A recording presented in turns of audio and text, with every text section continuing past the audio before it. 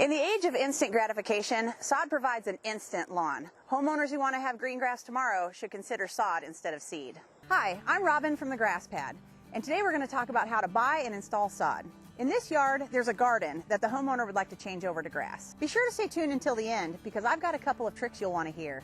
Let's get started. Come on down to the grass pad.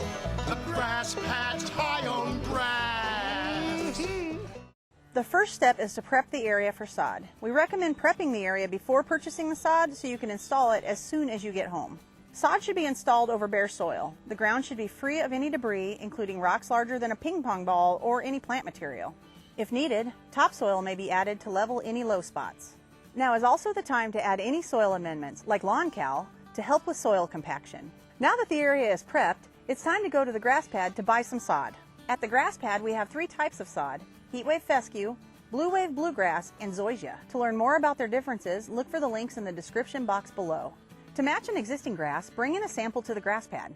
We can help you identify the type of grass you have and get the right sod to match. When you're ready to buy your sod, calculate the square footage of the area that you will be covering. In our case, we'll measure the length and the width of this area to find the square footage. Come into the store with your dimensions and we can tell you how much sod you need. With the ground prepped and a sample of your grass, head on down to the grass pad to pick up your sod. Uncle's pro tip: sod is a perishable item. Only buy enough sod you can install in one day and start installing as soon as possible. We recommend calling ahead to confirm sod is available. We cut sod year-round as weather conditions permit.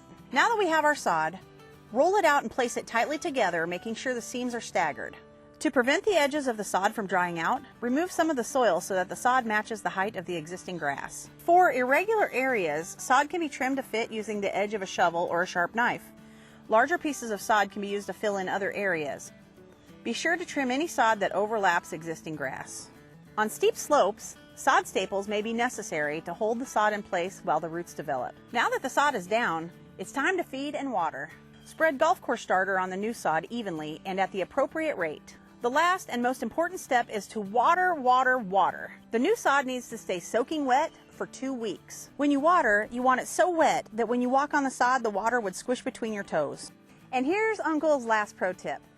It might seem like we're making a big deal out of watering, but the sod is guaranteed to die if you don't keep it wet. New sod can be mowed as needed, but avoid making sharp turns with the lawnmower. Don't forget to water heavily after mowing. Continue to feed the new sod once a month during the spring and fall. And there you have it, how to buy and install sod. If you have any questions on the process or something we didn't cover, find us on Facebook, visit our webpage, or use the Ask Uncle link below. Thanks for watching. Heat wave! Spread heat wave grass seed. Beats the sun and finishes strong. Come on down to the grass pad.